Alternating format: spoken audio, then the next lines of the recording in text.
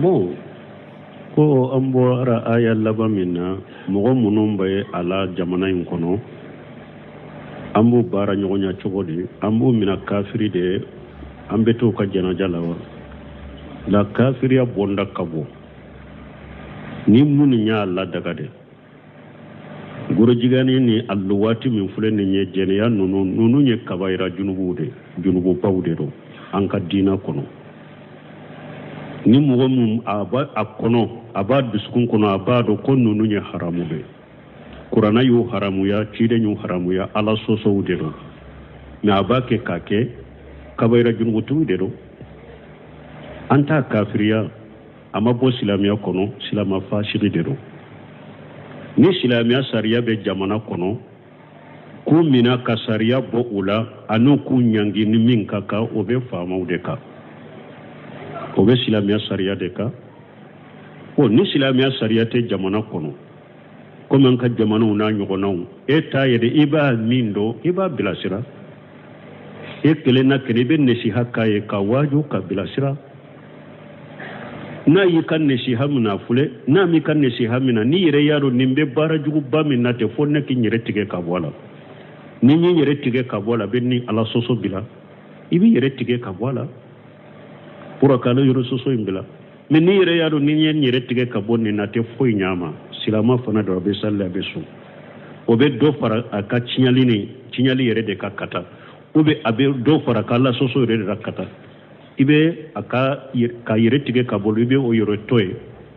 i bɛ o yɛrɛ to ye toujours e bɛ se ka nasiha ni wajibi min ka i seko hakɛ i b'o kɛ mana ra minkum munkara falyughayyirhu biyadihi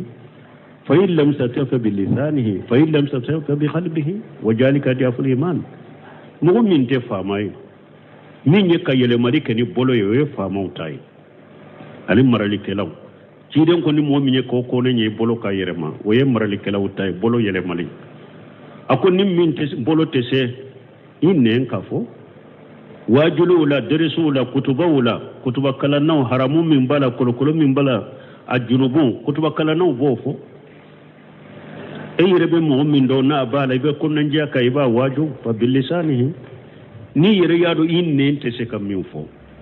nin ye gorojiganiya luwaati a b'o de kɛ dɛ mɛ ni ne nɛn ɲa fɔ sisan fitina ni balawu de bɛ wuli a ko dusukun kɔnɔ a tigi ko dusukun kɔnɔ baara jugu min b'a bolo i ka o ko dusukun kɔnɔ n'a ka baara jugu in hakɛ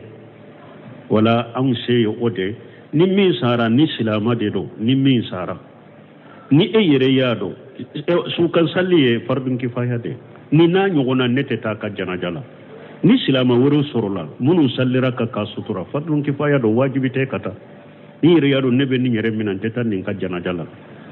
ne t'a fɔ kafiri de don mɛ ni ɲɔgɔnna de ne man ka y'a ka jana la i b'a to yen ni silamaw dɔ salira ka dɔrɔn fardun kifaya don silamaw dɔ bɛ salila ka ɲɔgɔnna minnu bɛ yen u bɛ salila ka u bɛ taa sutura mɛ ni min ma ayiwa min bolo haramu de don junubu de don a b'a kɛ k'a kɛ ala sɔsɔla don fasiri don kafiri tɛ mɛ a bɛ mɔgɔ bolo k'a ladaga de a bɛ mɔgɔ bolo ka gorojigani ladaga de ala y'a haramu kuranna y'a haramu ciden y'a haramu a bɛ mɔgɔ min bolo ko foyi t'a la dagalen don o ye kafiri ye parce que diina la fɛn min donnen don haramulen don bi darura diina kɔnɔ ni e y'o kɛ halala ye i ye kafiri ye ni mɔgɔ min ko jɛnɛya dagalen don i ye kafiri ye ni mɔgɔ min kɛ dɔlɔmi dagalen don i ye kafiri ye ni mɔgɔ min ko min y'a luwaatu gorojigana i ye kafiri ye ni mɔgɔ min y'a ladaga o bɛ kafiriya mɛ min m'a ladaga a b'a bolo haramu don ala sɔsɔ a b'a kɛ k'a kɛ silama fasigi don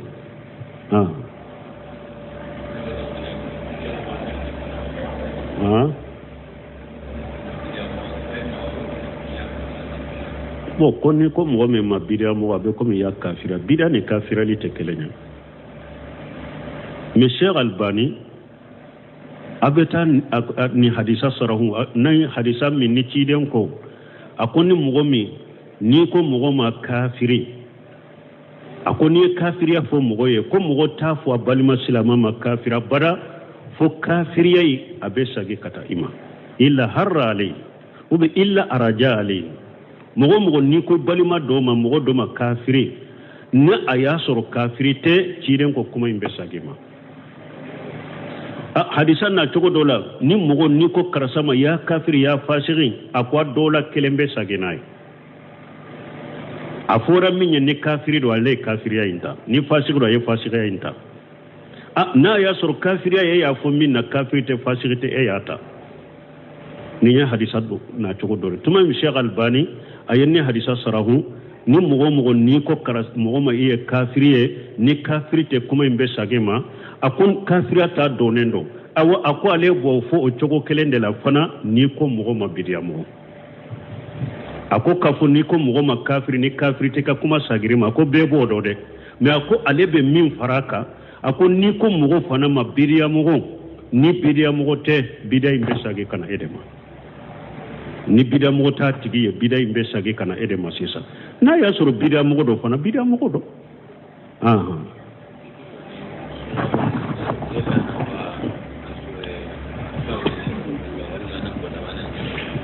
nin ko cogo de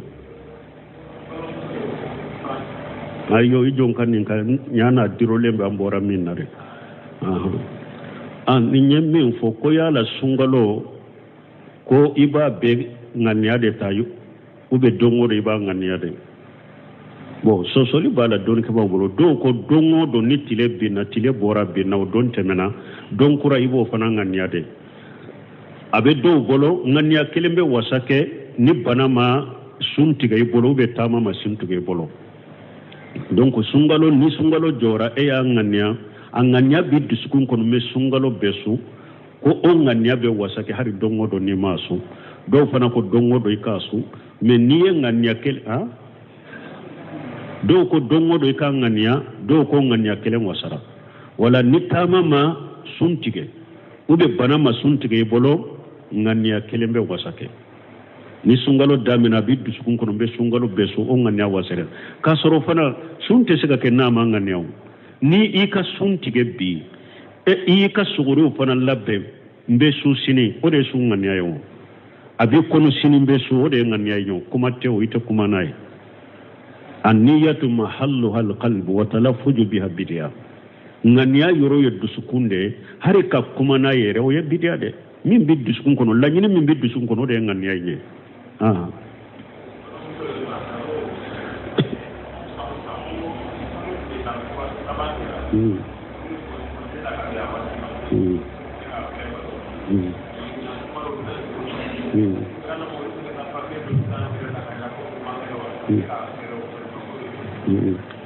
Tebo ko balma muso do fara do be nyininkali do kabo franci ko sungalo lu be konzeta puru uka fere uka batoma ko menyina ima konzeta me yala be daga uye ulu kata papier dila ka yira bananen do kasoro banantu la puru ka se ka fere batoma te daga uye kafiru fule de kafiru do de me ate daga anku jamfa koy ate daga ka galon tige uye ate daga anku jamfa aw ni kafiru yere aw de kanka ke mo tilele unye cinya tiguye ani danna ya dafa baga ye katebe uluka kafiru yere kanka misaliyata silamau de macinyala ukanka misaliyata cinya de silamau de madane yala ukanka misaliyata silamau de macinya tigyala men ni be misaliyata kafiru de la cinya tigyane danna ya dafa lila o ye kasara de ambolo donc aunde kanka ke danna ya makatimuka aunde kanka ke cinya tigiye katimuluka ande kanka ke cinya folay katimuluka ate daga akan ninke ninye jamfaw ningalonde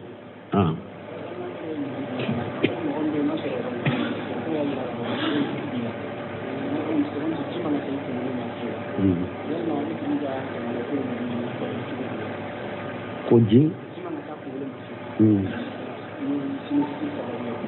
mo ko mogo mi ko ewa bana sudo sinijiti wa ko ni obila dogotoro ko ji kana si kunkolo ma de few ko tigi ka janaba ko be ke chogodi fattaqullaha mastatatu ifali koro yoro mi ni jibe se ka shoma oko ni oko kunkolo yoro mi ni jite se ka magala ibe tayammumu ko ye ka salli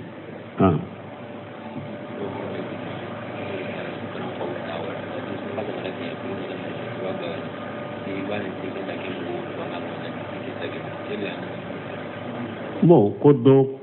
ko aye sukaro so kabila ko ni sungalo sera sukaro montara ko ale ba fere kodo ko ma ko ale yo me doni ke ba ko tebbe bon hadisan nana min tebbe ali ihtikaru la yahtakiru illa qati'a hadisa do nana mogo site ihtikaru ke fo ala sosola mi ihtikaru ya jumai doni ke ba ko yede o ye minande minami be mako bala be mako dilolembe minayina e nana ka minayisa ka bo be bolo kata la sagoye ko ni wakati sera ibi ka sagona pirikala ninde haramu ninde tebbe ninde haramu me minami abe paratu be ba soro ni mogo mako jorala abe yoro wala iba soro ibasa o wakati de ewa eyi tasa kabilai ko ni wakati sera mbinta fere basiti ka ola ambe min fo ola dro chide nye min fo ako alaka mugo nema mugo mi ni be fem fere ba fere no yala ni be fem pincha kanima iba sa no yala chide nye do ke mugo mi sanni fere la ibe no ya ke mugo ye chide nye do ke an ko ni ba fo tigiye no ya de kanyi ni ye pri surala doni suro ika ewa nafolo jeka annogo yayi ka fere mogo ma gele ya bayin fana o mani cide nye do ke mogo ye ko marasawiye sanni fere bawye munum ben no ya ku ka sanni fere ona juru dowla juru sarawla fere rewla nu ben no ya ke cide nye do ku ye donc ambe min ko ni fo silama ewa la yu'minu ahadukum hatta yuhibba li akhi ma yuhibbu li nafsihi adola kelen te sega ke mu'mini dafale nya abada fo ibe hera min kanu yere e ko kanu ibari mai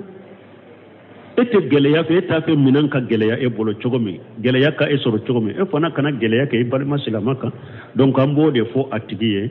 me na ya soro munai sukaro be mako ma joama abe paratu ale ya tasa ka bila fenta ko lote hitikaru ye me ambe min fo silamia sare be no ya de fe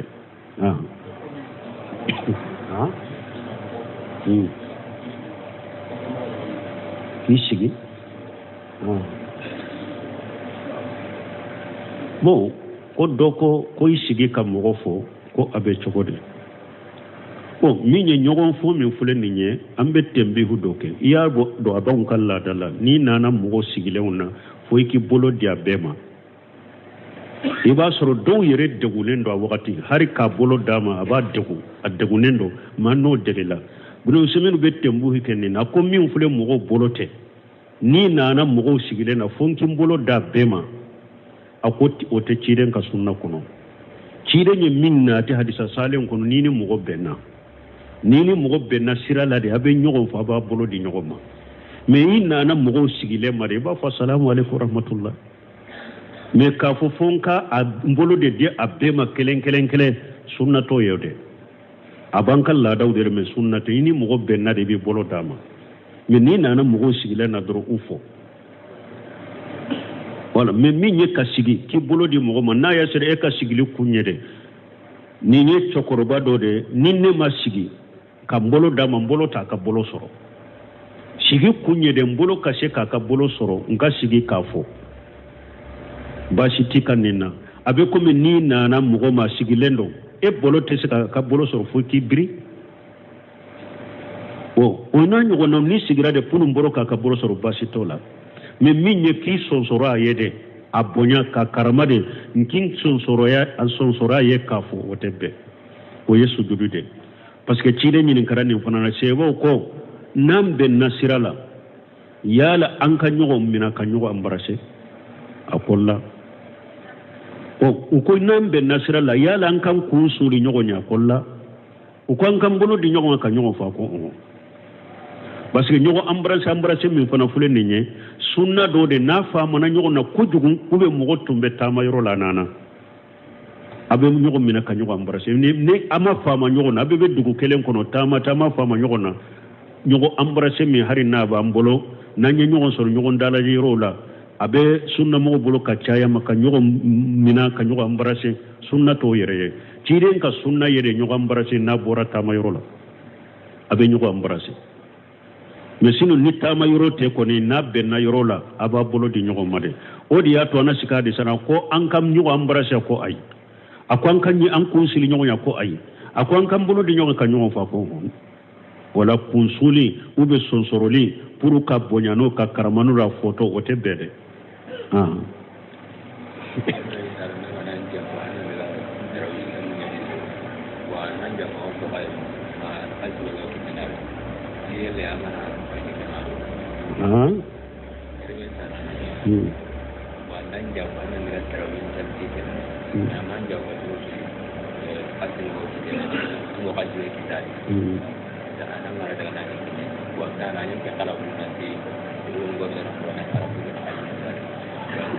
bon ko ni mogo min ni bangebaga yi jakwa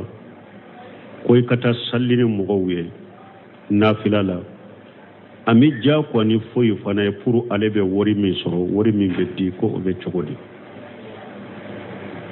ko ale ya fo fana ame ko salli kana ke wori e kala nyini kana ke wori dro ni ale de kala nyini kera wori me e tara sallinu e kala nyini ke te wori fente ka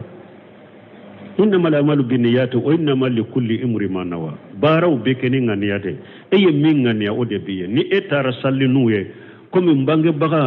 bange baga bato kama nkani nka bange baga ka kuma soso ne tara salinu ode ndus kun kono me wori min be dine kama kotola ne kala nyini toye fente ela kasur nunu ja kwa kote ni yire yadu ibe sika nunu yiri ka bange baga wala ni fitina ni balawu taala bo kan nunu nyina fe ne ba fe kato jama misiru de lan ka salli jama no fe ode kausa ne kata salli ni mugo ye u ka du kono ni sera ki ka bamba la famu e ka salli misiru kono tarawihi la ode kani me ni yere sirana ni man nin kera be ke balaw ni fitir ni bange baga che e be se ka ke me ka la nyini ka ke ala ko de ka la nyini kana ke woriye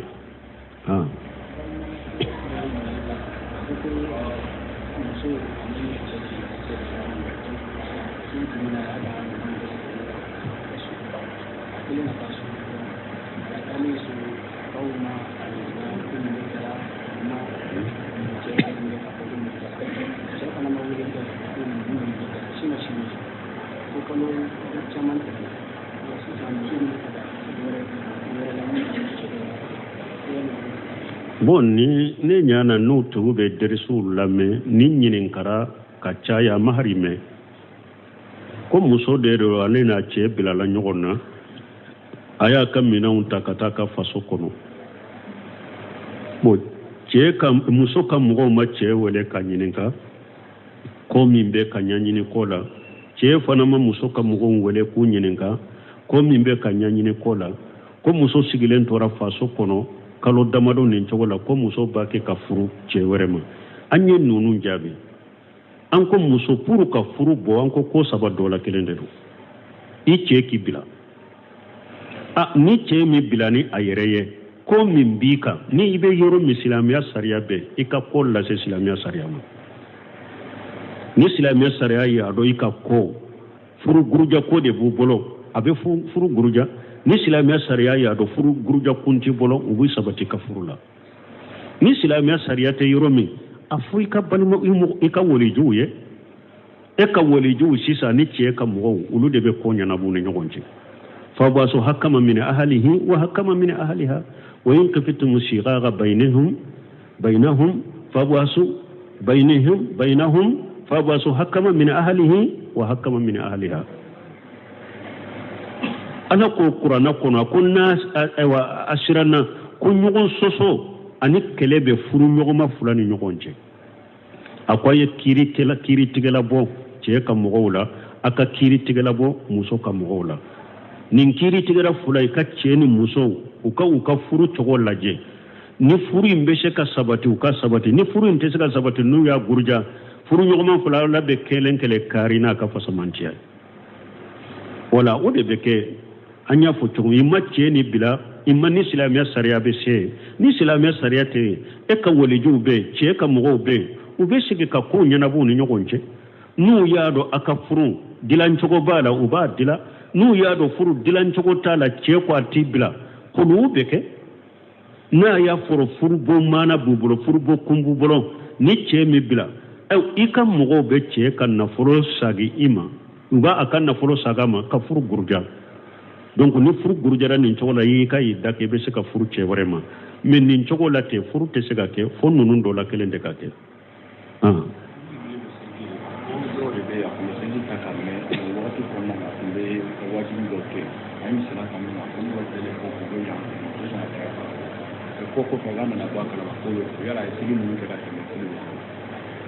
ko mɔgɔ dɔ tun bɛ saliji ta ka kɔrɔ ko a bɛ mais a tun bɛ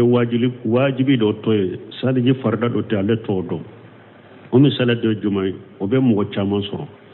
i y'a dɔn n'i bɛ saliji daminɛ i b'i bolo i tɛgɛ fara fura i b'u ko siɲɛ 3 o ye sunna ye mais n'i nana bolo kooli ma dɔw bɛ bolokala in dɔ ko ka da yan ma u tɛ tɛgɛ fara in kɔ bolokala in nɔfɛ o ye kataw belebeleba de parce que tɛgɛ fara ye kooli fɔlɔ min kɛ o ye sunna kooli de mais n'i nana bolokala yɛrɛ bolo yɛrɛ kooli ma fo i ka ko fo yan dɛ bolon kɔnɔ bɛɛ de ka ko ka fara ka tɛgɛ fara in bɛɛ bon mɔgɔ min tun t'o dɔn ni e nana bolo kooli la e bɛ da tɛgɛ kala in dɔrɔn de la i tun tɛ tɛgɛ fara ko ka fara kan i nana o dɔn sisan i ka salli minnu tɛmɛna don baasi tɛ ka o la baasi tɛ ka o la o n'a ɲɔgɔnna mɔgɔ kana fara to k'i to silamɛw cɛ la k'i to dɔnnikɛlaw cɛ la numu ɲininka mais min tɛmɛna tɛ n'a y'a sɔrɔ salli min tɛmɛ ale ka wagati bɛɛ a bɛ sali an t'a fɔ a k'a sara mun na musiw salati ka hadisa a nana ciden na misiri kɔnɔ a ye salli kɛ salamu kɔfɛ a ye ciden fɔ ciden y'a ka foli saga ma ko sagi ka salli ka i ma salli a sagira ka ye ciden fɔ ko sagi ka salli ka i ma salli a sagira ka ye ciden fɔ ko sagi ka salli ka ko ne tɛ salli cogo dɔ nin tɛ ciden y'a salli cogo yira la dɔnnikɛlaw ko salli minnu tɛmɛna a bolo ciden ma fɔ k'u sara o fana tun ta kɛ a cogo la a ko salli tɛ mais ciden ma fɔ a ye ko a k'u sara parce que tun t'a ɲɛdɔn wala ni tun tɛ min ɲɛdɔn de donc minnu nuna ɲɔgɔn na n'i y'a ɲɛdɔn i b'a kɛ salli minnu tɛmɛna o sara t'i kan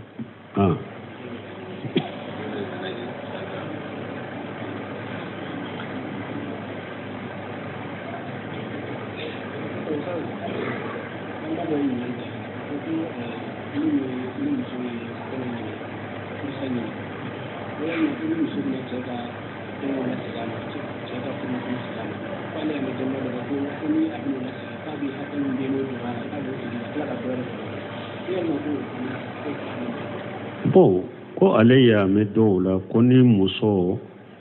n'a ye furusa ɲini cɛ fɛ ka cɛ ka nafolo saga ma ko dɔw b'a ɲini muso fɛ cɛ ye nafolo min saga ma a ka dɔ fara kan o bɛ cogo di kuma sahale baasi tɛ cɛ kan wala junaha alayhima fi maftarat bihi ala ko kuranna kɔnɔ a ko furu ɲɔgɔnma fila n'u b'a fɛ ka ɲɔgɔn kunmabɔ ka bɔ ɲɔgɔn bolo ni wari ye junubu t'u fila la n'u bɛnna min na nkunmabɔ n'u fila bɛnna min na junubu t'u kan o dɔnnikɛlaw ko a kɛra furu nafolo min dɔnna muso la de sa ni cɛ ko a kana bɛɛ sagi ne ta tilancɛ y'a sagi ma bɛn kɛra ka junubu ta fila la nin ka nafolo min k'a la bon n ye minnu kɛ anw ma kadɔ ye ma ko t'u la mais furu nafolo min yɛrɛ bɔra o a y'o sara fɛn t'a kan mais n'a ko n ye furu nafolo min dɔ la ani a ka furu in sababu la ne ye kadɔ kɛ mɔgɔ ye n t'a sagi a bɛ sagi de o yɔrɔ dɔ b'a bolo a bɛ sagi de hali n'a ma kadɔ min kɛ fana n'a ko n'ale de kɔni ko a bɛ bɔ ne bolo a tɛ bɔ ne bolo fo a ka nin wari hakɛ de sara a b'a sara de ni bɛn kɛra k'a bɛ sara de mais dɔnnikɛlaw ko adabu ni jogo ɲuman kɔni i ye hakɛ min di muso ma da o la i ye hakɛ min di muso ma da o la sinon n'a ye fɛn o fɛn ɲini a wɔɔrɔ dɔ b'a bolo ala de ko kuranna kɔnɔ junubu t'aw fila la ko mabɔ fɛn na n'a bɛnna min na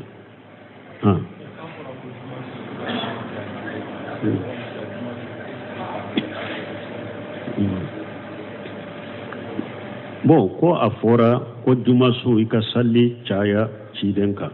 ni e y'a bili yɛrɛ ka jumaso bɛ salli ciden ka ba kelen o bɛ cogo di u b'a fɔ ninnu de ma albidiatu alidafiya ka salli ciden ka jumaso lesiri la o ye sunna de mais e fule ka kɛ cogo min fara kan o ye bidiya ye ka hakɛ sigi yɛrɛ ye su o su bakele o ye bidiya kano kala salli ciden ka soso me kana hakke kere donc ni hakke kere ka jo yere dro ye bidiya ke bidiya te ka salli ciden ka juma sote bidiya de e hakke mi sigi yere o de bidiya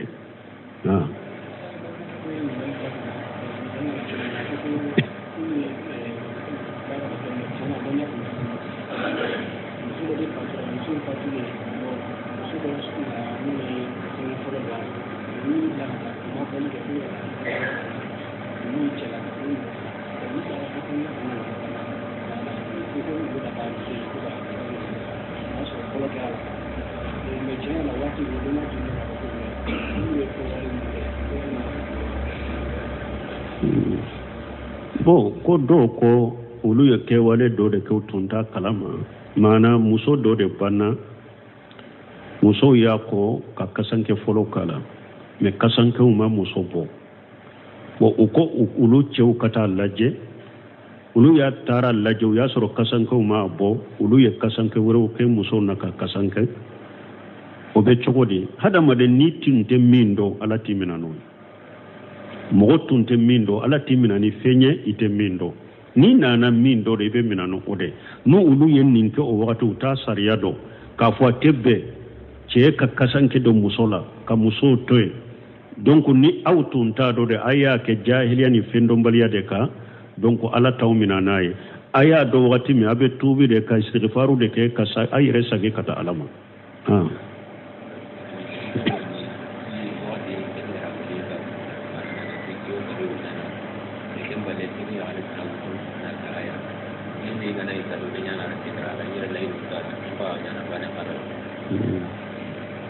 bon ninye masaila minye ko do ko ale tunye lahiruta aka furumuso do ye ko abe kado do ke aye me o ya sura kelende babolo